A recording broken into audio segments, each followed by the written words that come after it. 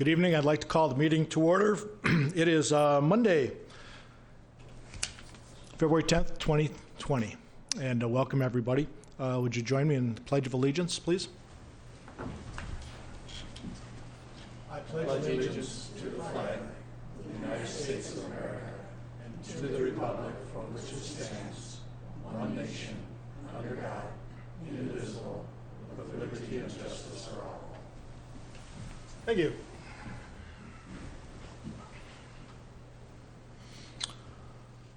First, tonight I'd like to have the approval of the agenda. Commissioners, does anybody have any comments on tonight's agenda? Otherwise, I'll entertain a motion. I'll move to accept the agenda. Second. All right, I have a motion by Commissioner Higgins and a second by Commissioner Meddy. All in favor say aye. Aye. Opposed? Motion passes 5-0. Next is the approval of the minutes from last meeting, Monday, January 27th, 2020. Anybody have any comments on those minutes from that meeting? If not, I will entertain another motion. Move to approve the minutes for January 27th, 2020. Thank you. A motion by Commissioner Kirk Second. and a second by Commissioner Weber. All in favor say aye. Aye. Opposed? Motion passes 5-0. Okay. This evening we have one public hearing. That is for Eden Ridge LLC. It's a request for planned unit development concept review on 4.3 acres, planned unit development district review with waivers on 4.3 acres, a zoning district change from rural to R1 9.5 on 4.3 acres, and a preliminary plat to divide the two lots into 10 lots and 2 outlots on 4.3 acres.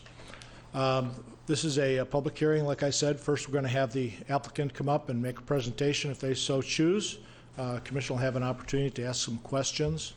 Then we will ask the staff for a staff report, and then we'll ask the public to come up if you have any comments you wish to address the commission on. So at this time, if the applicant would like to step forward, give us your name and address, and welcome. Good evening, ladies and gentlemen. My name is Jeff Shanewetter, and I am the president and founder of JMS Custom Homes. I will be the only presenter tonight on behalf of the applicant, although if you have additional questions, we have our project engineer, Aaron Carroll, with us, and Ralph Murphy, who has been the project manager and director of this development for Homestead Partners, our affiliate who owns the land. Moving into our PowerPoint, we'll see how this goes. We'll have a brief introduction, a little bit about JMS Homes, about Eden Ridge, some of the green features we're planning for the community, a site map of the community, and then some product structure to familiarize yourself with the vast array of product for the 10 lots. JMS Homes is a local company. We office at Highway 62 and the intersection of 494, technically in Minnetonka.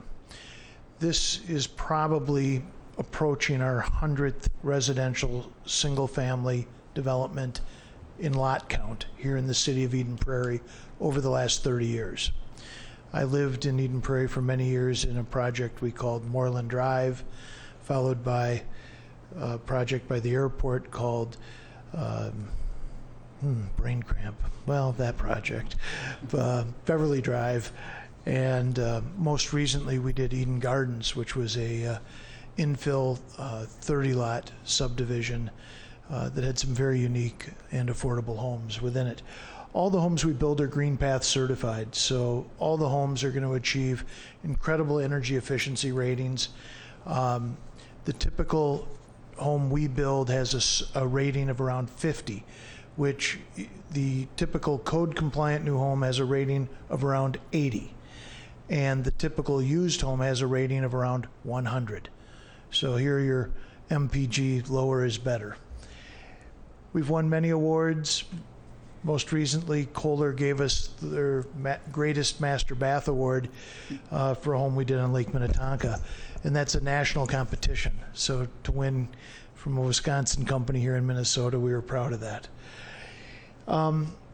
These homes are all single family and they're detached. We needed a few waivers, and that's the reason the project came to you as a PUD, not as a conventional plat.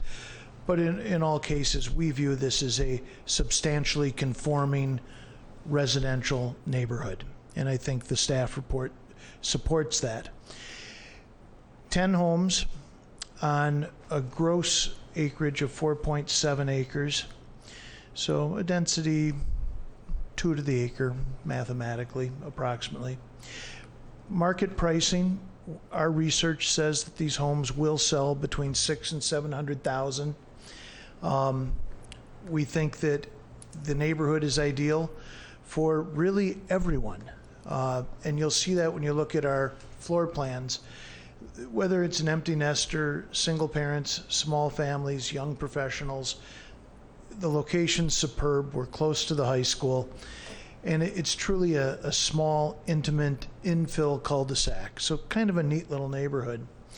Green features, HERS scores, as I mentioned earlier, we're 70% more efficient than most of the homes in the marketplace. And whether this is just the electric consumption or the gas consumption, it also has to do with the ergonomics of the design, which draft reduction, air exchange, humidity control, and those things that really matter to our customers when they're in the home. I think the simplest way to call out a green path home is it's just the best of modern construction science. It's pretty, it's good to be the best. Neighborhood connections, we're right at Valley View. We have a bike trail, a walking trail. Neighborhood does not have significant sidewalks within the plat, but it has adjacent the sidewalk and trail system that's on Valley View Road. Community participation here, we've had several meetings, both on site and here at City Hall with neighbors in the neighborhood. And the feedback we've had from not only those immediately adjacent, but those in the surrounding area, I think has been accomplished relative to the grading, the water control, and so forth. We have one issue that we need to consider tonight, and I look for your leadership in your motion. The city staff, consistent with city requirements, is looking for 2 streetlights in this neighborhood. And I assume at one time or another you've each been on a farm. So when I talk about the farm light in the yard attached to the barn and the intensity of that light, that's similar to a street light. And we are all for good lighting because of the safety of good lighting. But we have an alternative way to light our neighborhood that we've had success with in other communities. And we ask that you consider this as a reasonable idea. We want to delete the one streetlight on the cul-de-sac and keep the streetlight at the intersection of Valley View and the new road. In lieu of the cul-de-sac lighting, we want to put a standard lighting package that will consist of coach lamps on the garage or recessed lighting, LED, in the soffits, and again at the front door, on every single home, controlled by a photocell on the roof of the house. The photocell will turn on those lights at dusk and turn them off in the day, just like a street light. The difference is you don't have the intensity of that street light. You have a warm, naturally lit street that every resident participates in. If you were to be a neighbor and, for instance, walk your dog down this street at night, you wouldn't know why it felt different than other components of the immediate area, but it would be because of that natural warmth and glow to the street, the uniformity, no hot spot from the light out in the driveway on the farm. So we'd like to reduce that component of the neighborhood to one street light with the requirement that all the homes would have LED solar switched lighting. And being that we'll build all the homes and we can put that in our HOA documents and our covenants, we think that's a good idea. Site map. Where is it? What does it look like? Well, we all know that. We have 2 ponds as we enter the neighborhood, 2 basins. We're planning the first 3 homes on the left to be Rambler configuration, or 1-story homes. And then stepping up as the grade rises so that the streetscape doesn't have a roller coaster effect, we will have a model home that is a 2-story, followed by a 2-story next to it, and then the 3 homes on the cul-de-sac will most likely be tuck under, and then we can go back to either a 2-story or a Rambler and back down the hill. This will give the grade change as we rise, the same grade change to the roof elevations around the cul-de-sac. So it'll feel bilaterally symmetrical and very harmonious. And that's what we're trying to convey there. And you'll see that as we look at the floor plans. The homes have all been built before. So none of this is innovative or geodesic domes or something that's kind of unique. These are proven floor plans from other communities that we've had a great deal of success in. So this is our Cherry View model. You could walk through it this weekend if you wanted to in the city of Lakeville. And it's 1,600 square feet. If you add the lower level, you end up in the high 2,000s, but less than 3,000 feet. We have multiple elevations that fit that plan, and the floor plan has been architecturally drawn, highly refined, and is ergonomically superior to most of our competition in both how the homeowners will work within this particular model, as well as the ergonomics of how you circulate through the model. We're going to offer the King as well, similar sized, again a Rambler. This home has 2 elevations for the Eden Prairie Market. Those are new elevations. And then again, a interesting tandem arrangement in the garage. So it's truly a 3-car garage that you can park at the right-hand side of the garage double deep. And this home, again, this is available to see today in Lakeville. And we have the Meadow. The Meadow is a plan that we have built here in Eden Prairie, and the Meadow was originally in our Eden Gardens neighborhood. And this is, again, architecturally rendered, 2-car garage, large master bedroom, his and her vanities, compartmentized toilets. All these elements have natural light that, if you noticed in all our plans, the bathrooms have multiple windows, the laundry room has natural light components, flex room to the front. But these are all elevations that we've proven and evolved. Coincidentally, we have the Valley View, named long before we came to this site. The Valley View is a large 2-story plan that has multiple elevations again. It's offered in a loft, and it can also be converted to a 4-bedroom version in lieu of the loft or bonus room. So a lot of space. This is a home that, as you can see, can accommodate up to a 4-car garage, again in double deep. Edgebrook, 2,200 square feet, 2-story. Again, 2 elevations. Remember, we only have 10 lots. So the math, you're going to go, holy cow, these homes aren't going to be cookie cutter, because there'll be so many different homes that the odds are we will have no 2 alike, and that's our goal. Makes the streetscape feel very custom when it's done. The second floor of this most typically has a front and a back bedroom, and then a loft in between. There is a 3-bedroom option for this plan as well. Main floor master. So main floor living. So it lives like a Rambler but has expansion upstairs.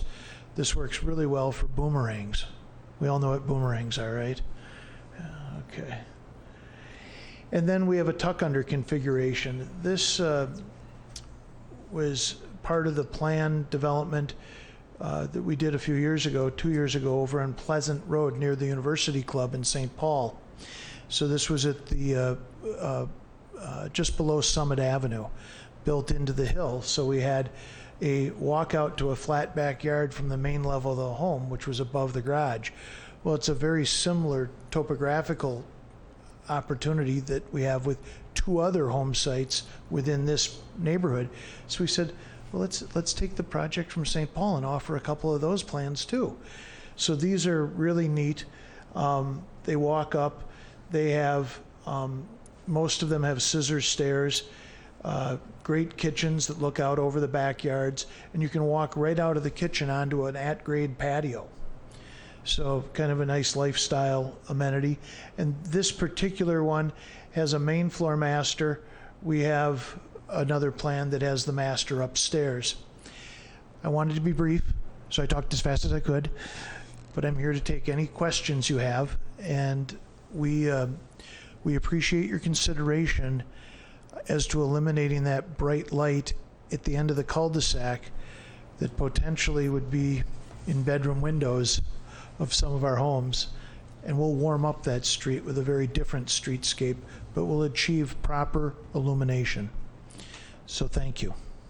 Thank you, Mr. Shanewetter. We appreciate it. I'll let you stay up at the podium for just a minute in case any of the commissioners have questions for you. I'll start real quick. We noticed that you did have something in the presentation that we got in the packet, rather, about a neighborhood meeting. Could you generally review the meeting content and feedback from the neighbors? Sure. Both Ralph Murphy and I were at the meeting. I believe 17 attendees? Okay. Feedback from the neighbors in the immediate neighborhood or abutting property owners, predominantly concerned with density, quality of homes, water management, which was extensive. The engineering on this site, we really don't have a water drainage problem per se, but some of the flanking properties are going to be significantly benefited by the fact that we're building 2 ponds here. And the potential in a 100-year event where in history they have had some standing water for brief periods of time in their backyards, that should be eliminated with our site grading plan. So there's a neighborhood benefit. Concern about tree replacement, we covered those items. I would say that the neighbors are excited to have a good quality single family development as opposed to, there were early concerns if there were going to be attached homes or perhaps a more affordable project. That they like the consistency with the theme and the tone of the immediately abutting homes. So we feel good about that too. And I think that the citizens were, they came to learn what might happen, and I think what we have before you tonight is very, very consistent with exactly what we had in the earlier stages, but for a little engineering refinement. So the concepts before you would be consistent with those that they've had opportunities to have feedback to. Okay, thank you. One other question for you before I open it up to the other commissioners. Could you talk a little bit about the street? I forget the name of it, I'm sorry. The cul-de-sac street that you're proposing. It's narrower than city standards, I understand, and no sidewalk, like you mentioned. Talk about that a little bit. It's a relatively short cul-de-sac, and what we know is that what we know, I'm thinking about snow removal for some reason today, but what we know about the lifestyle amenity for the folks that live in this particular neighborhood, we think the trail system that exists already along Valley View satisfies, from a lifestyle standpoint, that need of connectivity to other components of the neighborhood. We know that shoveling sidewalks and maintaining sidewalks, even if they're only on one side of the street or partially through, because of the ergonomics of this particular plat, we didn't find that attractive, and we don't think our customers do either. As a matter of fact, we know that from communities in Lakeville and Savage and similar product experiences, because it's a short dead-end cul-de-sac and has a trail system left to right, east to west along an entire side of the plat. And that created that sensitivity for us. Additionally, the narrower street, we aren't going to have on-street parking here, and that all these homes, unlike some new infill projects, there will be sufficient ability to not only park in the garage, but to park in the driveway.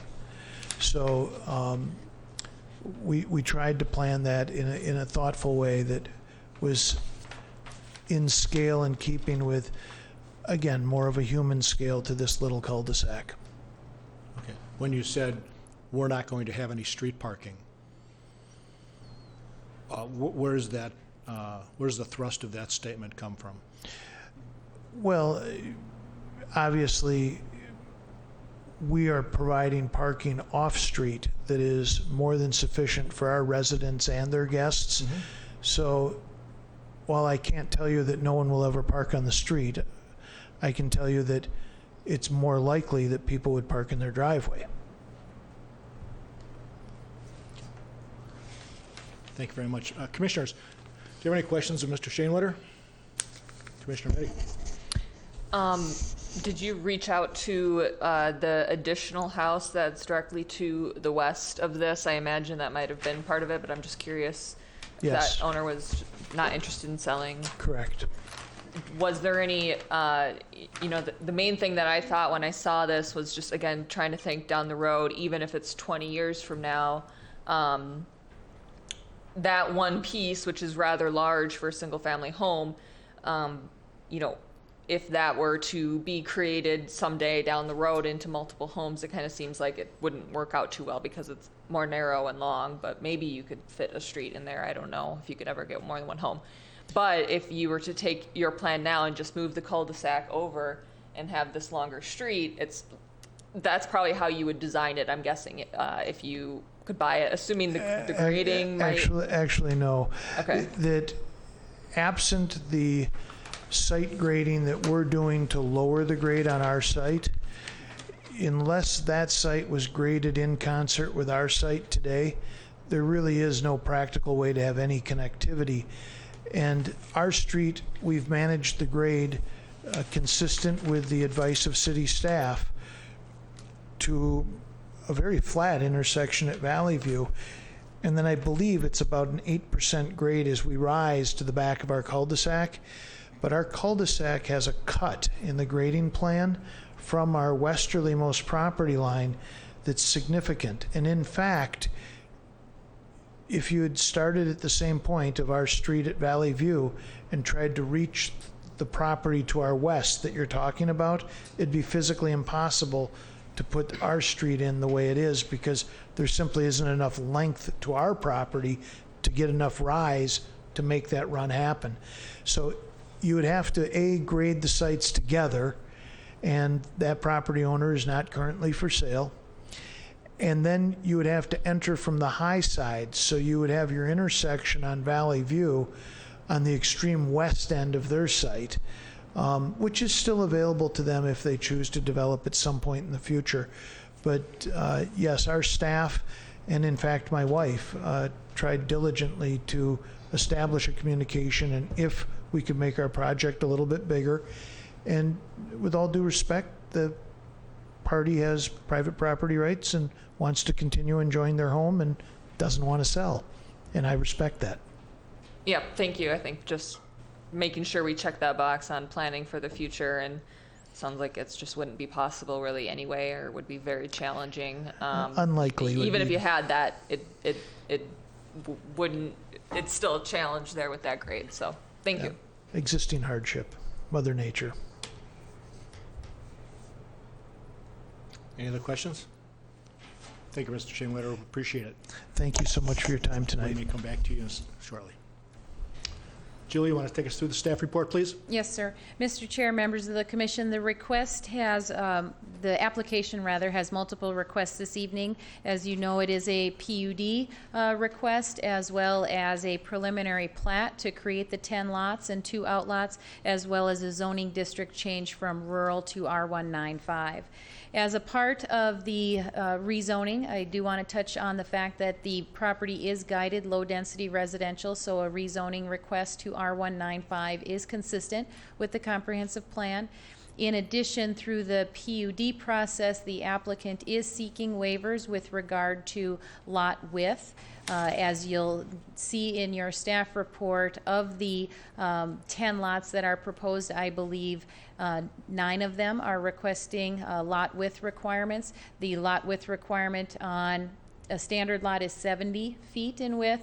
On the properties that are entirely on the circular portion of a cul-de-sac, the lot width is 55 feet. And as you'll note in your staff report, the lots generally range in width from 52 to 56 feet in width as proposed. So staff is recommending approval of the PUD subject to the conditions listed in your staff report. The applicant has already made some of the changes with regard to the plans, specifically the tree replacement. The new plans that have been submitted do comply with the tree replacement requirements because they wanted to check that box before coming to the Planning Commission, and I'd be happy to answer any questions that you might have. Thank you very much. If we could maybe direct a question to the city engineer regarding the new proposed cul-de-sac Ridgeway Lane. I'm assuming that's going to be platted as a city right-of-way and city street, not a private street. Is that correct? Mr. Chairman, members of the commission, yes, that's will be a private, or I mean, I'm sorry, a public street. Street. And that name is sufficient. Okay. Could we get your opinion on the applicant's suggestion for a narrower curb-to-curb and a lack of a public sidewalk along the right-of-way? The street as proposed is the same as our normal residential street, 28 feet back to back, so it's not narrower than our standard. Oh, okay. I'm sorry. I thought I read that somewhere. The sidewalk in this case, it's serves a small number of lots, and there, as the developer mentioned, there is a sidewalk, or I mean a trail along Valley View Road. So to us, that's sufficient for this neighborhood. Okay. How do you feel about the 8% slope up the cul-de-sac and coming down Valley View Road from west to east? 8% is our maximum. And we generally, when we have that situation, and actually in all situations, we try to have that approach be in a 2% range, coming up to a stop condition. Okay. And how's the life expectancy of that tall, long wood retaining wall along Valley View in the northwest part of the parcel? I don't know if that's getting turned over as right-of-way as part of Valley View, or if that's going to stay on private property. I'm not sure where it is relative to the property line, but some of those walls along Valley View are slated to be replaced at some point. By the city? Yes. Okay. Thank you. Commissioners, do you have any questions of staff? I don't have a question, but let me just weigh in a little bit on the sidewalk issue. I live on a small cul-de-sac, and it's a similar circumstance. Our cul-de-sac's a little bit smaller than this one, but we don't have the sidewalks, and I wondered about that. And after 35 years living there, we don't miss them at all. The main street is important, so the Valley View connection is important, but just my personal experience is the sidewalk on a relatively small cul-de-sac is far less important than I would see it in other circumstances. Mm-hmm. So that's just a personal opinion or a personal observation. Thank you. Commissioner Higgins. Could I get the staff's response to the streetlight discussion that the presenter talked about a little while ago? And how the city thinks of it at this stage? Yeah, it's not, it's our standard practice to put in streetlights in new residential neighborhoods, and that's been what we've been doing for a long time. We have requested that there is street light in the cul-de-sac, in the bubble of the cul-de-sac. There's one at the intersection, and they're not disputing that. The disagreement is in the bulb portion of the cul-de-sac, and it's our standard practice to put it in. I guess it's up to the commission if you choose to recommend something different. They've laid out a rationale for how that will be lit. It's not our standard practice, though. Do we have precedents within the city? Well, there's probably some older neighborhoods that were developed years ago that don't have any streetlights. But since probably the 80s, we've been putting in streetlights in new developments in residential neighborhoods. Are there choices, or is there, the city standard is one choice and that's it? There's typically, most of the lights are owned by XL, so they typically have the same kind of coach light. We call it a coach light style.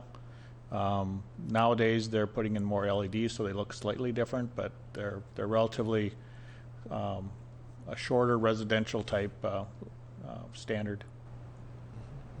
I've heard other comments about the glare because of the lateral throw of light off of a street light versus downward cast luminaires, which are required on private properties and our parking lots. Is there, could there be any momentum for our city to look at downward cast luminaires for streets? Well, we do have, on some of our more major streets and commercial streets, we have taller street lights, and also they're more the Cobra head type, or there's other styles that are more downcast. The residential ones are typically, we don't design the lighting patterns of those. We just kind of pick every couple property corners to install them, and they're generally going to be more spread the light horizontally a little bit more. Although the LEDs do tend to be pretty direct and in more of a downcast pattern. The older style would be more broadcast because there's a diffuser inside that diffuses the light to the bulbs more horizontally. But that's kind of going away because of the conversion to LEDs. All right. That answers your question. It does. Thank you for the detailed answer, actually. I appreciate that. Last question on that same line of thinking regarding public safety. Do you think that the police department or any other public safety officer would consider there to be a significant increase in crime due to lack of lighting on a public street? I don't know how. I'm not sure I could answer that. I mean, obviously, lighting on the street is important in a neighborhood for security reasons. The lights that we typically have are spaced far enough apart, like I said, that there isn't a uniform pattern of light on the pavement. Mm-hmm. It's rather a light spot, dark spot, light spot, but it's more for just some security in the neighborhood. It's not meant to, on a commercial area, for example, you design the lighting such that there's minimal bright and dark spots, and so there's more a uniform pattern on the street, but that requires that you actually do a design of the lighting and the types of fixtures you use and so forth. We typically do that in more commercial areas than residential. Thank you very much. And I think the presenter has a question. All right. Mr. Rue, your engineer, and thank you, Chairman Farr, for allowing me another moment. He hit the nail on the head. That streetlights became the standard of the industry in the 80s. At that time, we didn't have LED lighting, and it was a way to assure that there was a safe component to the neighborhood, and it made perfect sense. I've developed many, many neighborhoods with many, many streetlights. Today, we create a more uniform light pattern that's softer and consistent throughout the neighborhood. The LED light that we'll be using will outlast me.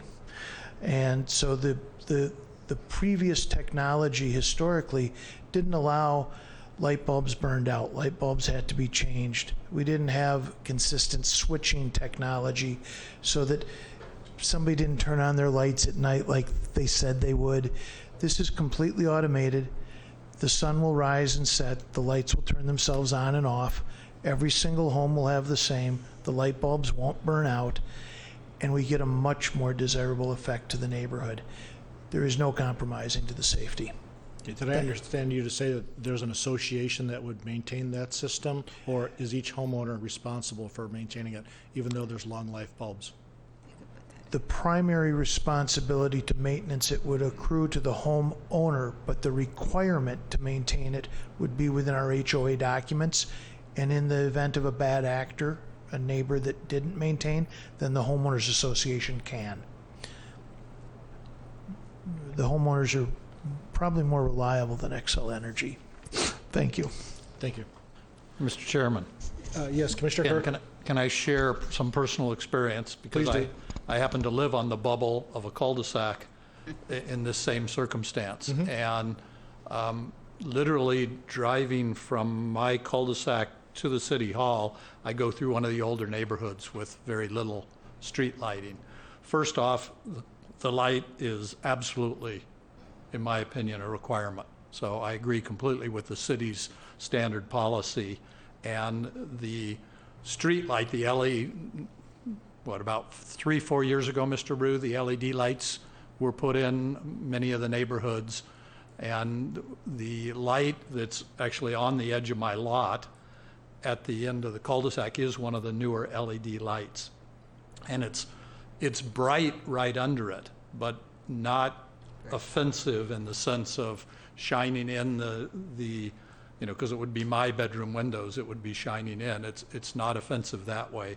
The light is to me an absolute requirement. So the question is, we have a proven solution that I personally, based on experience, don't find offensive, but I could see where there is a pool of bright light in that area versus a newer approach where the home lighting that is proposed here. It's an interesting alternative in my mind, but I just wanted to kind of reinforce that the existing policy and approach is one, good and necessary, and two, not overly offensive in the neighborhood. Appreciate that.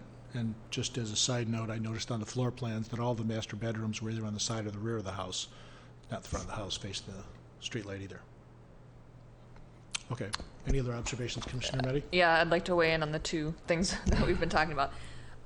I live also on a cul-de-sac 2 blocks east of this project, so in a neighborhood that is from the 80s.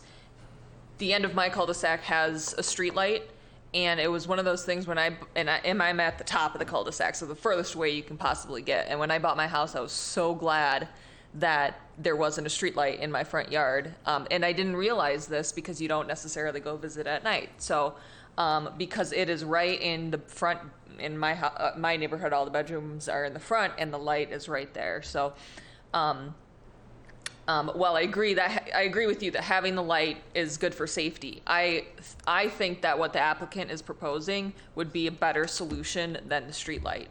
I think it would provide more spread out lighting, not just in one spot.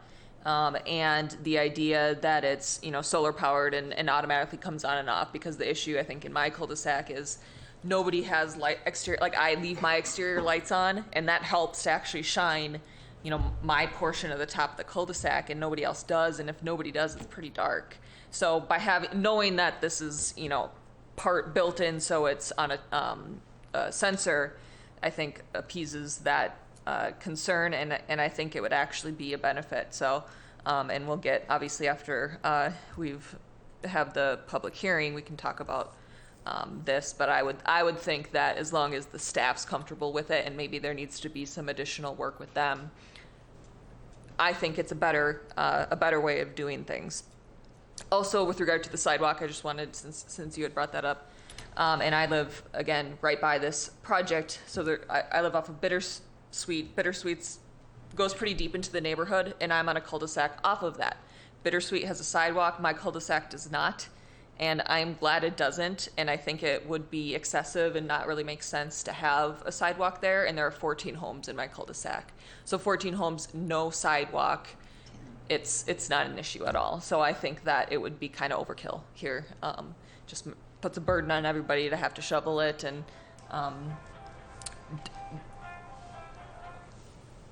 isn't really a safety issue or anything like that, in my opinion. You know, you have everybody kind of driving 10 miles an hour and it's neighborhood, so Thank you for those your are my thoughts. Good. thoughts. Anybody else? Okay, this is a public hearing. So we welcome members of the public that are here. If you would like to address the commission, you're more than welcome to. Step up to the podium. We'd like to hear your name and your address and some comments.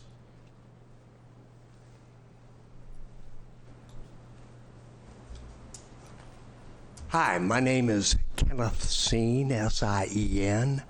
I live at 7400 Ontario Boulevard, which backs up to the project. I heard someone mention something about replacing a retaining wall. I currently, on Valley View Road, that my property butts up to, has a retaining wall.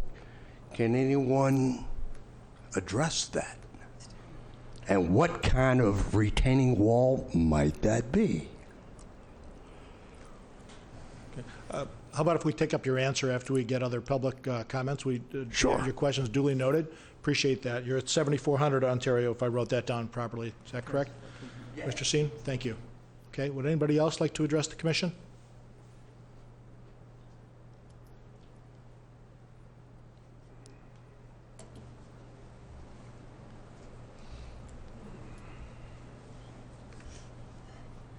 Leslie Sharpen, 7312 Franklin Circle. Actually, some of these questions are more for the builder, if I could. I was wondering why 10 lots instead of 8, since 8 probably would not go for the, require the width waiver, width of the lot. Also, I was thinking there might be, is one of the reasons why you're going for house-provided lighting instead of a street light, the lack or desire to not have electricity under the street. And I heard something about people not parking on the street. As I said, I live on Franklin Circle, which is northwest of this proposed development. And we're a nice little narrow street. A few years ago, the city wanted to just add curbs, and the residents on the circle asked not to have curbs because it would require a wider street. Having a narrow street does inhibit traffic flow. My family normally does not park on the street, but we do get people who do park on the street, especially around 4th of July. And at that time, the city makes sure that people only park on the outside of the circle, which is wise, so that emergency vehicles can get through still. If you assume that you're not going to have people parking on the street, guess what? They will. Because if you have people, especially young people, and they will have friends over, those friends will need to have places to park. And it won't all be in your driveway. So there is that. So basically, the two big questions I have are, why 10 instead of 8? And let's see, the other, I'm forgetting what the other one was. We wrote down your 3 questions. Thank you. You're welcome. So if you could have the questions answered, that would be nice. We'll address your questions. Thank you very much, Mr. Sharpen. Appreciate it. Anybody else in the audience like to speak?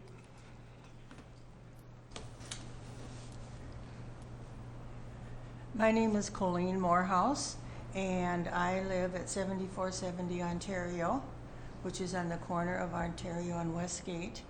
And I'm concerned about drainage from this project.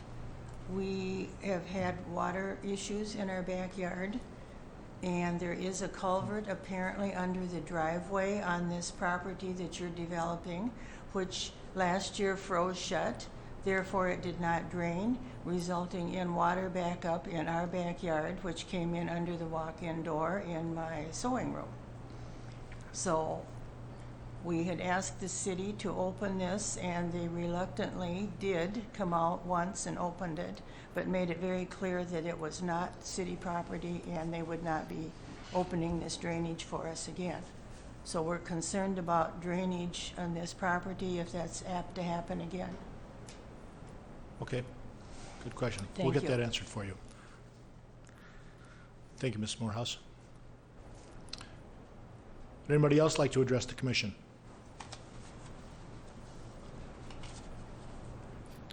Okay, seeing none, we'll try and get some of your questions answered. Mr. Chairman, just as a comment to build on that last question, I'd like to hear a little more detail about the stormwater handling Yes, as well. good, yeah, so would I, Okay, let's take them from the top. Mr. Sean had a question on the retaining wall, the existence of a retaining wall along Valley View Road. I believe it's the wood timber wall, and Mr. Rue acknowledged that it's a city project that could be forthcoming if the wall becomes in a compromised condition. I don't have any reason to believe it's in a compromised condition right now. I was querying Mr. Rue on that because I didn't know if it was going to land on public property or if it was going to be a private property issue, and if there were going to be any changes to it that the Planning Commission needed to be aware of during this development cycle. I understand that's not the case, that you're going to be saving it. Mr. Carroll's over there nodding his head, so I'm gonna, in case he wants to chime in, I'd be more than I'd appreciate that. This is the civil engineer, Aaron Carroll. Thank you. Just to provide a little clarity regarding that retaining wall, there's an existing retaining wall directly in front of the current property that's to be developed. And we are proposing to we're proposing to leave that intact as the preference of the city to preserve a very large heritage tree. And the consideration for that wall, at least the one in front of our property, was keep the tree, leave the wall, take down the tree, tear down the wall. And what Mr. Rue alluded to for future expansion or improvements to the roadway was kind of a leading direction there.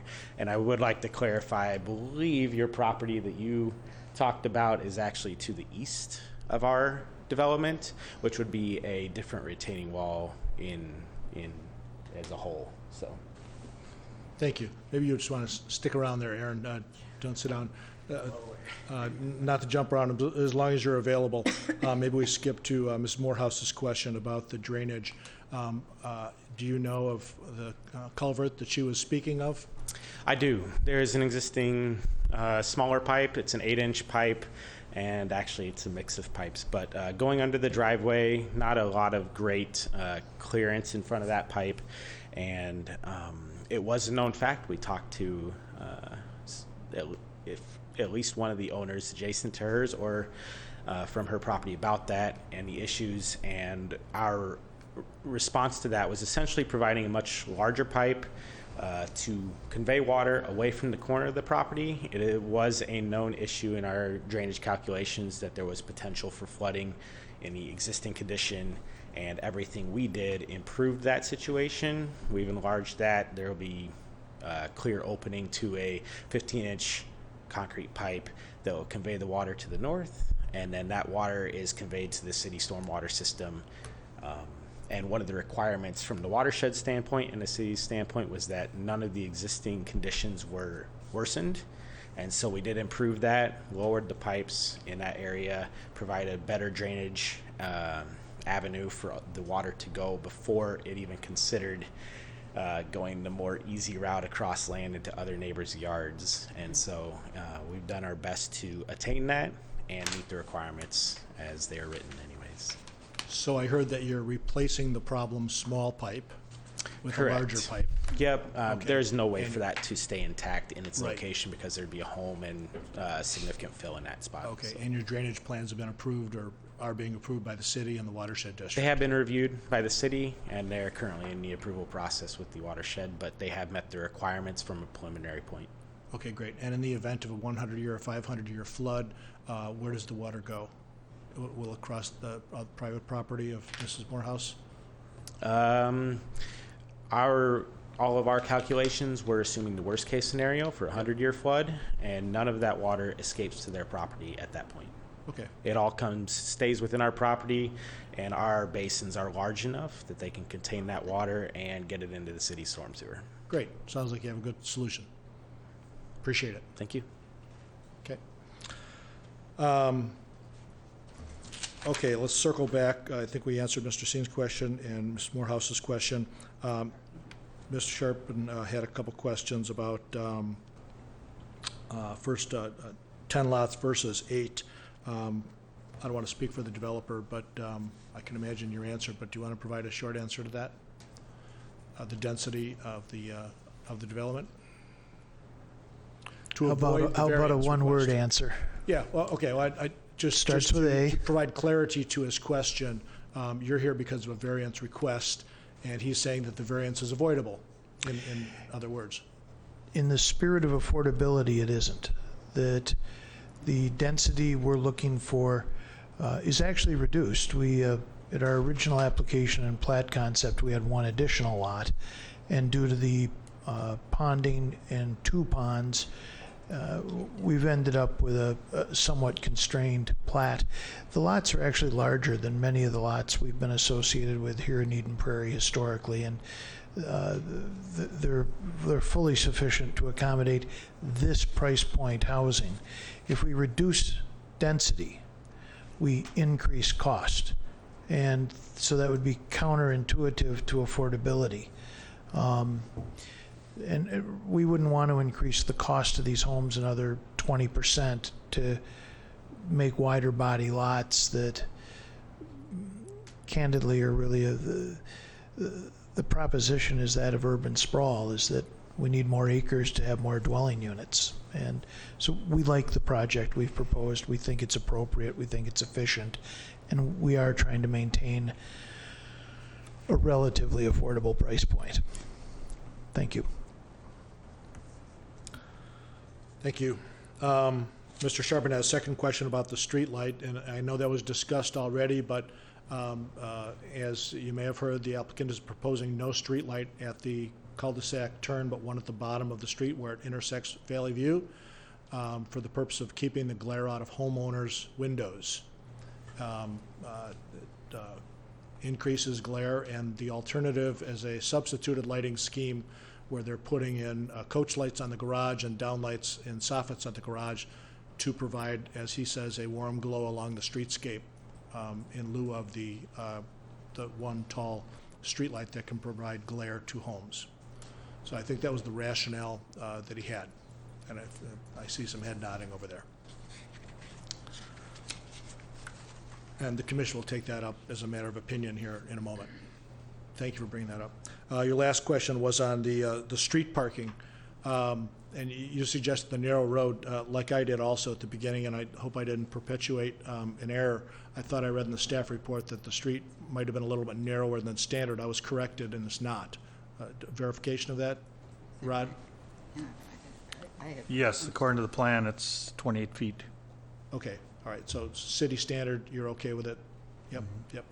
Okay, given the 8% grade, if there was street parking and it was an icy condition, like over the last few weeks, cars sliding, risks of that, are there any increased risks of a steep slope on a street? Well, obviously, there are some increased risks, but manageable? Well, I would guess an 8% grade is, I mean, we have a few of those around town. and there's not a lot of parking on city streets on many of those 8% grades, but there are some 8% grades in residential neighborhoods. We do a fairly decent job of clearing those streets. And I think the reality of the situation is people are allowed to park on a 28-foot street just on one side, so that if you do it on both sides, obviously you're gonna restrict access to emergency vehicles and residents and so forth.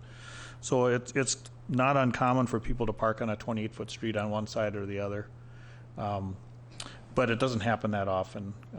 As was mentioned, most homes have, within all of Eden Prairie, most homes have garages, at least a double or triple garage, and room on their driveway to accommodate guests. But there's always a few that might park in the street if you have a lot of guests over. Okay, thank you. Julie, is it within the commission's purview to recommend additions or retractions from covenants that private developments have on their homeowners association? Mr. Chair, members of the commission, in the event that a neighborhood has deed restrictions or covenants that are in place, the city does not enforce those. In fact, we don't even usually receive a copy of what those are. We certainly do advise homeowners when they're coming in and, wanting to make some sort of improvement or addition to their property. We do let them know what the city requirements are, but always advise them, but make sure that what the city is saying is okay, still works hand in hand with what your homeowners association documents allow. Thank you.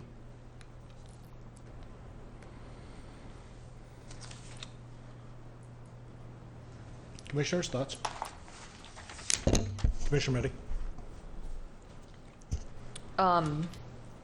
Just a couple quick thoughts on top of what we've kind of already, or what I've already mentioned. Is, I don't have a concern with the street because that's standard, but it's I kind of think it's one of those things. If this particular neighborhood is experiencing an issue, you can always, I'm sure, petition to the city, have no parking signs installed. It seems like there's simple solutions if there is an issue, but again, I live on a cul-de-sac that's similar, and there's no official parking restrictions on either side of the street, but people tend to kind of park where it makes sense. So if there's two cars lined up on the right side, they're not necessarily going to put their car right on the opposite side of that same spot on the street. And it looks like these driveways are pretty long and would fit easily 6 cars. So no huge concern for me there. And then on with regard to the waiver, I think for me, again, this isn't technically a variance, but I was kind of what justifies this, and it's the fact that when we look at the overall density here at 2 houses an acre, that's very low density. It's not like we're jamming in more. That it's not because we're jamming it in. It's just because this is a challenge with the grading and fitting the stormwater drainage and all of that. So I think because of that, to me, that is perfectly acceptable with approving the waiver. And again, as we get to the motion, I'm happy to comment on my thoughts to the language about the streetlights. Okay, thank you. Commissioner Kirk? I think Commissioner Meddy had some very good points, and I think I agree with all of them. I agree. I live on a small cul-de-sac, only about 5 houses, and parking at times when somebody's having a party is an issue, but I don't think it's any worse than any other city street in Eden Prairie. So I don't see the parking as an issue. I agree that the benefit of living on a cul-de-sac, particularly down around the bubble, is a relatively large lot, but a small footprint towards the street. And that's the characteristic of our neighborhood as well. And as in fact, I'm one of those small footprints towards the street. Again, I see the trade-off there and have no problem with a waiver to allow that, given, as Commissioner Meddy said, the reasonable density of the neighborhood, and these are all quarter-acre plus or close to quarter-acre lots. And on the lighting, I'll speak to that. I'd be willing, assuming that it's written in the covenants of the property, and in a sense, a non-city, but a requirement of the homeowner, I'd be willing to accept the elimination of the street light, given the lighting strategy that is being proposed. Can I weigh in on that? I don't like that we're coming in here and having this thrown at us. The lighting, I don't know how well lights that they've used before light up the street. I keep my exterior lights on. I live on a major corner in Eden Prairie, and they don't reach the end of my driveway. The lighting that's further away from my house, the street light does a better job of lighting the streets than the lights in my house. And to come here and have us try to approve a circumstance that I don't think any of us have seen before or really know is something that we should be doing today. Excuse me, Julie, you had your hand up? Mr. Chair, members of the commission, I just wanted to remind you before you dig too deep into your discussion that the public hearing is open. Thank you. Appreciate the reminder. I'd move to close the public hearing. Have a motion to close the public hearing. Do I have a second? Second. I have a second by Commissioner Higgins. All in favor, say aye. Aye. Aye. Opposed? Public hearing is closed. We can continue. I think, so my thoughts with that is, and I totally understand that point. Although I think that again, if we were to approve allowing the streetlight situation, my suggestion is it's subject to staff approval. So we're putting the whole thing on, if the staff can't be, and I trust them and the engineering department especially to be satisfied that this lighting is going to be enough, kind of making sure it's going to check all the boxes we need to check. And I don't think that's something that, again, we could even know or decide on right now with the plans that we have. So my suggestion would be, if we agree to tack this on, is to say, okay, we'll allow this subject to the staff approving the design, and that it doesn't mean that's going to happen. Maybe they're not going to be satisfied with the ultimate design. Second question, now I'm going to throw a question: is this street light? If you guys had come up with this plan without the street light beforehand, and maybe never even mentioned it to us, I mean, is a street light something that requires a waiver? What kind of situation are we even talking about? Julie, before you maybe step in, may I? I believe we have a proposal in front of us that staff has recommended approval for, and it includes a streetlight. And the applicant is on the fly asking us to consider approving the project without a streetlight. That's what I understand the proposal is on the table right now. So absent of any change by us, we're going to approve or deny a project that already has a streetlight in it. Thank you. Okay. And I want to maybe, again, tacking this on to what Julie might be about to say is, let's say the streetlight issue never came up and we approved it like this, but then afterwards, you know, a developer comes and says, I want to make this lighting change between Planning Commission and the city.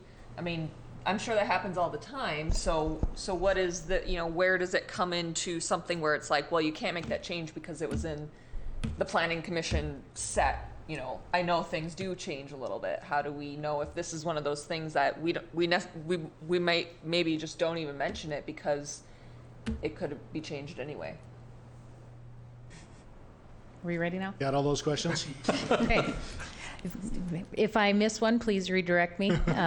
So with regard to Commissioner Farr's comments, he is correct. City staff received the application and the plans. The plans did not include a street light at the end of the cul-de-sac. Staff requested that the plans be revised to include that. Those plans that you have before you tonight have been revised to include the street light. And the developer is making the request verbally to you this evening. Now, I would advise you to recall and remember that as an advisory body, the Planning Commission can only recommend to the City Council. The developer, depending on what your recommendation is, would have to get approval from the city council as well. So your action is an advisory one. Now, to answer Commissioner Meddy's question particularly about if they hadn't been raising this issue at this point, but it raised it at some point in the future, it all depends on the timing.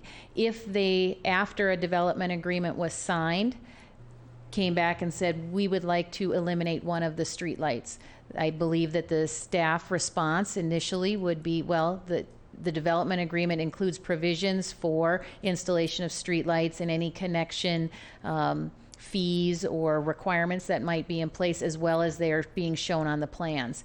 And if in fact, between, say, Planning Commission and City Council, the developer had raised a request to eliminate a streetlight, staff would be recommending that the plans be revised to include the streetlight consistent with city policy. So in short, this could still be changed even after our approval if staff was in agreement that it wasn't a significant enough change to bring it back through Planning Commission. Mr. Chair, members of the commission, it would not be typical to bring a change of that caliber back to Planning Commission in and of itself. Typically, it is something that, as I said, if the developer requested a change that is inconsistent with city policy, staff would advise them to revise the plans to make them consistent with city policy.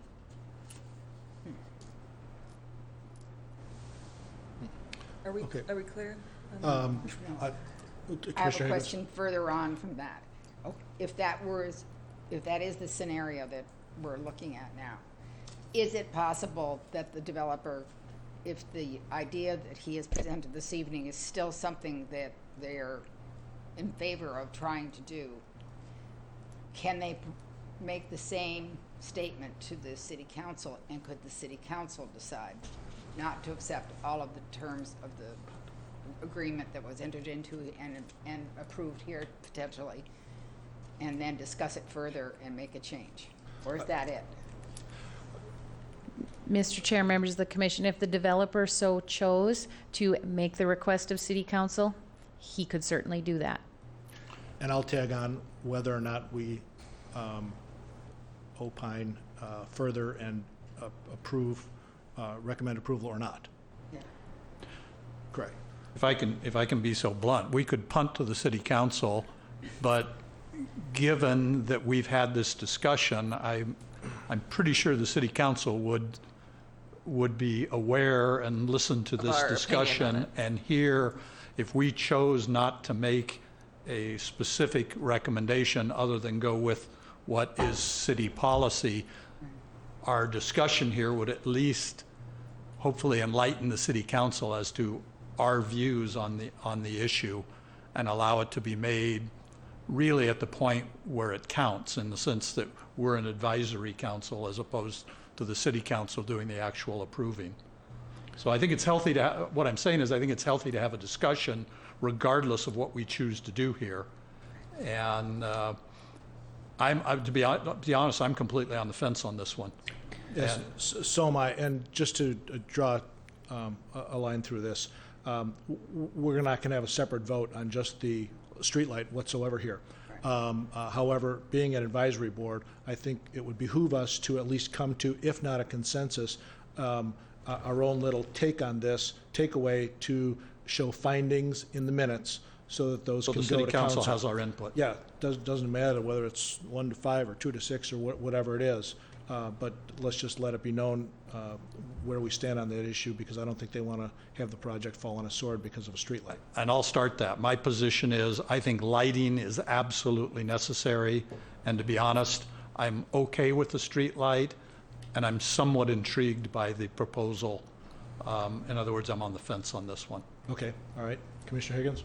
I'm less on the fence. I think that the new approach of lighting at the household or at the property itself, actually in the setting of a cul-de-sac works or can work very well. I've seen it. I live in a private street where we just have lights, street lights at the opposite ends of the street, and the rest of the street is dark. that doesn't work. But we didn't have any choice about that because it's a private street. The whole thing is in the hands of this association, and we're not in the business of going back to provide more streetlights at this stage, and we've been there 20 years, so I don't expect to see it happen. On the other hand, homeowners not having as much of the new technology as is being discussed tonight have made their own efforts, turning on porch lights and getting more lighting out there just on the individual plot or that they live on. And in this case, it's attached units. It works relatively well, especially in the middle of the block. And we do it particularly at Halloween and other times like that when there are lots of children and cars and that kind of thing, just because we're aware that we don't have that extra lighting in the middle of the area. And I'm not on a cul-de-sac. Sure. So quasi for the streetlight, for the streetlight. Yeah. Okay, all right. I'm on a street with a streetlight right across the street, and it comes right into my master bedroom, so I may have feelings on that. But I share Commissioner Weber's concern about the lack of information, especially as it relates to public safety precedents at this point. I think that public safety is trumps all other circumstances in this case, and staff is not supportive of that, and I don't find any reason why we should be convinced otherwise ourselves until public safety gets behind this. My thought is I'm in support of this change to replace the streetlight with housing light, as long as you kind of alluded, the city staff finds it to be acceptable, and that might mean blessing from public safety or the engineering department. I think that this way of doing things is potentially much better than, what we're using now, which is, again, back in the 80s, we did street lamps at the corners and at the end of a cul-de-sac, but that design, really between those two lights, it's probably going to be pitch black, and I'm at the end of a cul-de-sac and it's pitch black, and it's only lit, within that one side of the cul-de-sac, really. So I think this could potentially be better lighting and safer. But again, so my suggestion is, as long as public safety, the city staff are comfortable with it, I'm for this. And I think that a simple lighting plan showing, this versus only having the street light will probably help enlighten really what would the difference be between these two. Okay. And I just, to clarify my earlier point, I would be in favor of having the smaller individual lights if that was a sufficient lighting. I just don't know sitting here if that is sufficient lighting. So I would propose that we take up the motion as it is, as we discussed, and Sure. leave the issue for others later. Okay, very good. Well, I think that we'll let the minutes show that for the most part, our commission was in favor of retaining the street light until proven otherwise. I think our time has been exhausted on talking about a street light when the merits of the development warrant some good comments to the applicant. I think this is a very nice proposal. It's a tough piece of dirt, as you know, water and dirt. I'm always concerned about steep slopes in our neighborhood. I ride Valley View Road to and from work most every day, and I know the 3 little jumps down the road to the Purgatory Creek very well. So I know it can be a stopping challenge coming down that hill. So placing it at the bottom of the hill as much as you could is good. I know you'll take care of the drainage issues. I like the architectural styles of the houses. I like the choices. I would always encourage more front porches. The more front porches, the better. Regardless of where the streetlight issue falls, I have a feeling that you'll probably be doing some lighting on the buildings with coach lights and downlights anyway, which I think is a good idea. We want to promote a walkable community. We understand that we're not forcing a sidewalk on you at this point in time, but we do promote walkable neighborhoods. So I do enjoy the project. Thank you for enhancing the trees on staff's behalf to get that up to full compliance. I would agree with Commissioner's comments. I think it's a good development. I like the cul-de-sacs. I mean, I like the lots off the cul-de-sac, the larger size. And one thing just for the neighbors, our experience here has typically been when an area is developed like this, the engineering's done, it's looked at by the city and the watershed district, that things around, the water management around the development like this will improve significantly. So I think what the civil engineer has told us, I think is a good improvement for the neighborhood overall from a water management standpoint, and just generally the environment as well. And I agree, I think this is a good development for our city. Thank you, Commissioner Kirk. Commissioner Higgins?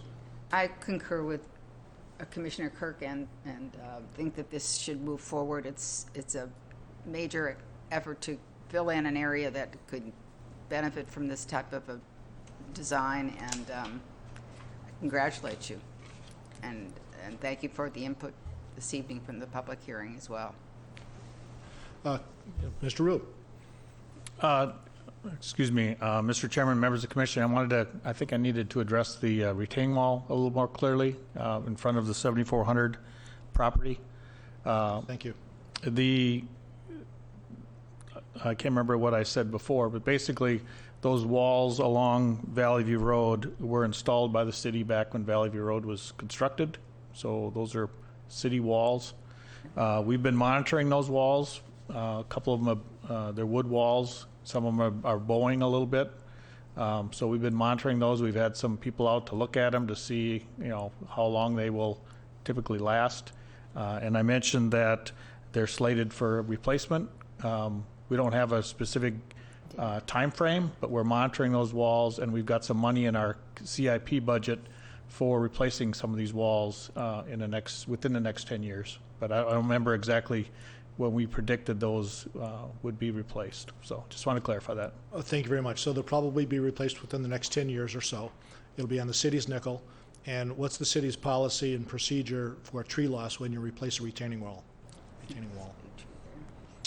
We'll do the best we can. But it'll depend on the design. I mean, some of those walls are fairly tall. They may take quite a bit of tree loss just to replace them. It'll probably be, we would likely not put back a wood wall. We would put back a concrete wall, or probably more of a modular wall. More than a modular wall, probably a big block concrete wall is what I would guess. And that would be some construction challenges with a home.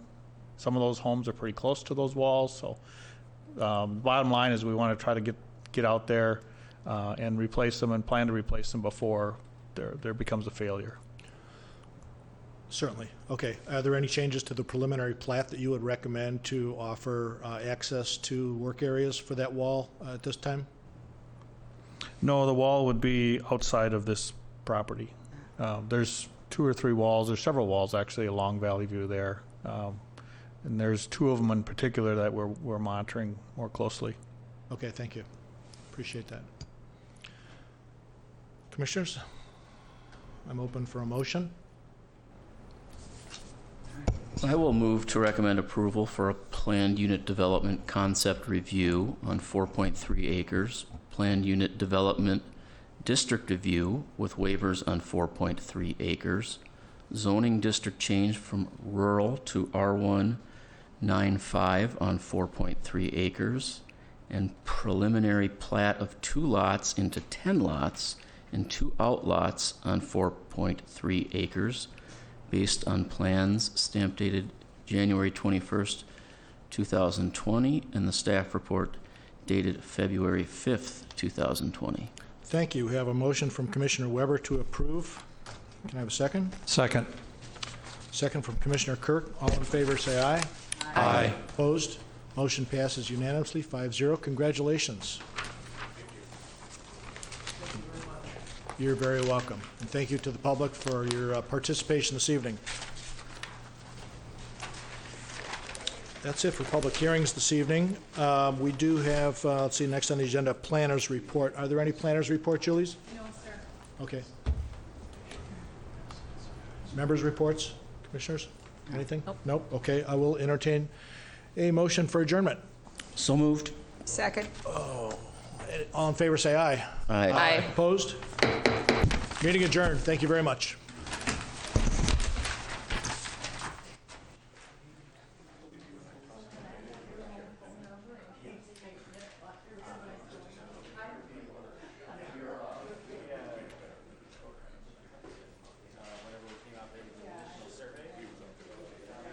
The city posed the question.